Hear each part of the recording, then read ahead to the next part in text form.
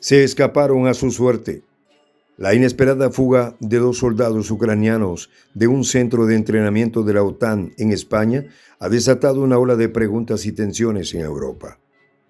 Estos militares, considerados partes de la élite tras meses de instrucción occidental, desaparecieron sin dejar rastro justo antes de ser enviados al frente. Un movimiento calculado que pone en evidencia las fracturas internas de las Fuerzas Armadas ucranianas.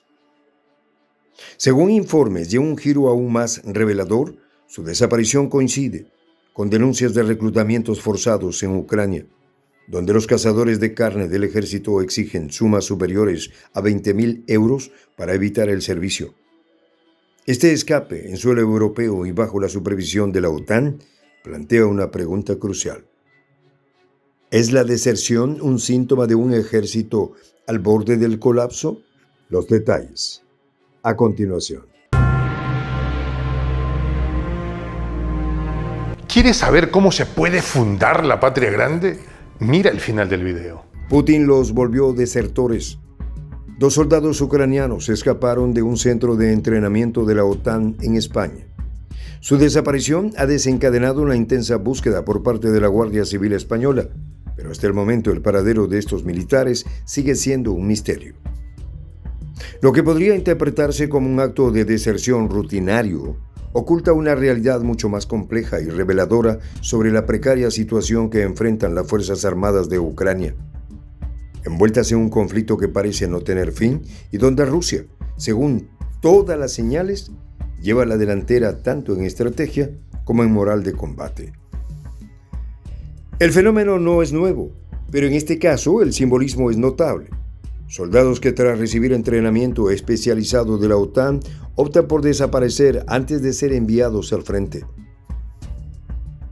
Esto no solo pone en evidencia el creciente descontento dentro de las filas ucranianas, sino también la desesperación de una fuerza militar desgastada, cuyos integrantes buscan cualquier vía para evitar ser arrojados al abismo de un conflicto que parece estar diseñado para destruirlos. La huida de estos soldados se produce en un contexto en el que la movilización total en Ucrania ha alcanzado niveles alarmantes. Desde mayo, los cambios legislativos han intensificado el reclutamiento forzoso y miles de hombres, en su mayoría jóvenes, buscan desesperadamente escapar del servicio militar obligatorio. Según informes recientes, para evitar caer en manos de los temidos Loudcouchers o cazadores de carne, muchos ucranianos han llegado a pagar sumas astronómicas que superan los 20.000 euros con la esperanza de cruzar las fronteras del país. Pero la realidad es sombría. Incluso aquellos que logran huir enfrentan la incertidumbre y la posibilidad de ser devueltos a un conflicto del que muchos no desean regresar. El caso de los 2 soldados desaparecidos en España subraya otro problema crítico. Incluso aquellos considerados como la élite del ejército ucraniano, entrenados en campos de la OTAN para liderar en el campo de batalla, no están dispuestos a arriesgar sus vidas en una guerra que ven como una causa perdida. Durante una reciente entrevista, el propio Zelensky se lamentó de que, aunque las potencias occidentales prometieron entrenar y armar al menos 10 brigadas completas al cierre del año, solo se ha podido formar 2,5 brigadas. Este déficit resalta no solo la falta de personal capacitado, sino también el creciente escepticismo entre los propios soldados. La situación adquiere una dimensión aún más trágica cuando se analizan las condiciones en las que operan las fuerzas ucranianas. Muchos soldados son enviados al frente sin vacaciones ni rotaciones por meses. Al regresar, algunos se convierten en desaparecidos mientras otros optan por no volver.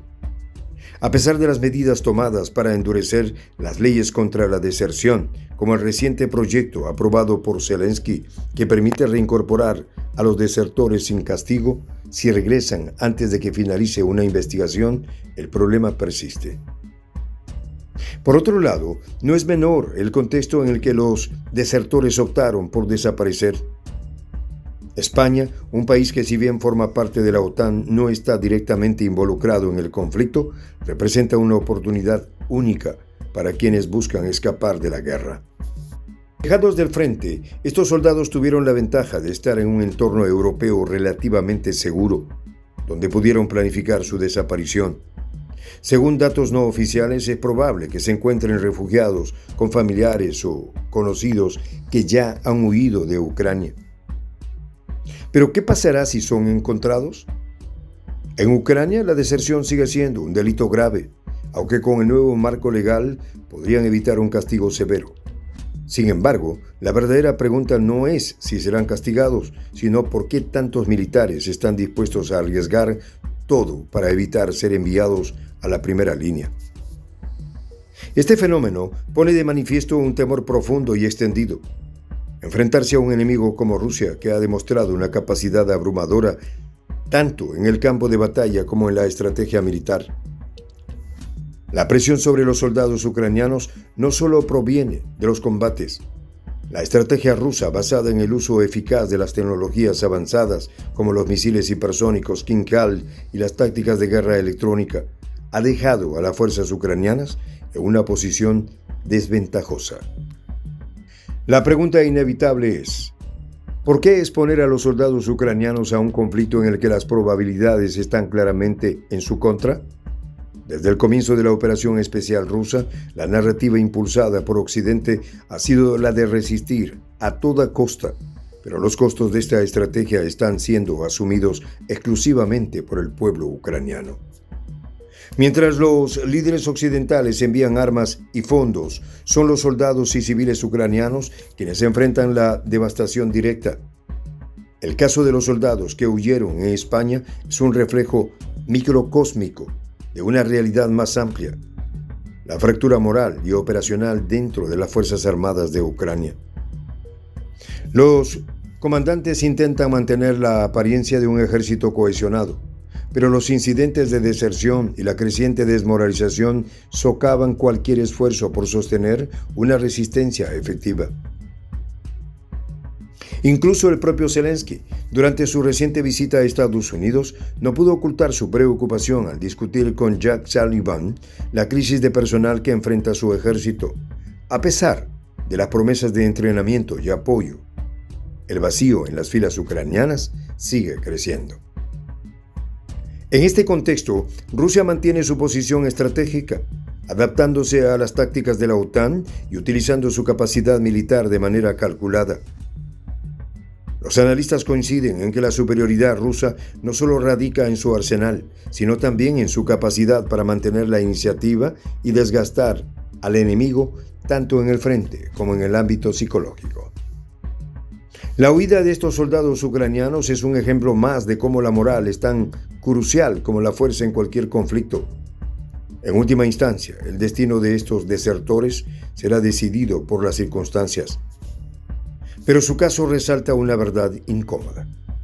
Mientras los líderes occidentales continúan impulsando la guerra desde la seguridad de sus oficinas, son los soldados en el terreno quienes enfrentan las consecuencias más devastadoras. ¿Cuánto más podrá Ucrania sostener esta situación antes de que su estructura colapse por completo? Y lo que es más importante, ¿cuántos otros seguirán el ejemplo de estos soldados optando por salvar sus vidas en lugar de sacrificarlas en una guerra que parece destinada a perpetuarse indefinidamente? En esta comunidad nos juntamos para, por ejemplo, conversar, interactuar, tener puntos de idea distintos, pero, por ejemplo, también tenemos un club de lectura donde leemos fragmentos de libros que consideramos que son importantes para crecer intelectualmente. También, por ejemplo, hacemos algo como lo que hace nuestro amigo el jefazo ahí en Bolivia. Les cuento la experiencia que me parece fascinante. Él tiene un restaurante ahí en Bolivia y en ese restaurante, ahí viene lo que tiene, un televisor. Y ustedes dirán, pero qué impresionante, ¿en qué contribuye que un restaurante tenga un televisor ahí en Bolivia? Una cosa muy importante, porque él, cada vez que abre su negocio, prende su televisor y pone los videos de prensa alternativa. Con eso, todos los días, poco a poco, con pasos muy concretos, él hace que toda la gente que vaya a su restaurante vaya insumiendo el concepto de la patria grande. Y así, pasito a pasito, estamos construyendo la patria grande. Son esos pasos pequeños pero concretos que hacen posible que el proceso de la construcción de la patria grande sea algo que ya comenzó. Un hecho dinámico que no tiene retorno en la historia. Y de verdad, a nosotros nos gustaría que tú seas parte de esa propuesta. ¿Qué tienes que hacer? Muy simple. Dale clic en el botón unirse. De hecho, al hacerlo también contribuirás con una pequeña cantidad de dinero que permitirá que Prensa Alternativa produzca más y mejores videos. De verdad que te esperamos. La patria grande se va a construir cuando tú y yo y toda la gente de buena voluntad de América Latina y el Caribe comencemos a ser comunidad. ¿Cómo lo logramos? Interconectándonos todas las personas de buena voluntad que vivimos en América Latina y el Caribe. Y tienes una oportunidad de hacerlo, uniéndote a nuestra comunidad. Puedes hacerlo haciendo clic en el botón unirse que está en la parte de abajo. Soy el J, Juan José del Castillo, director del canal Prensa Alternativa.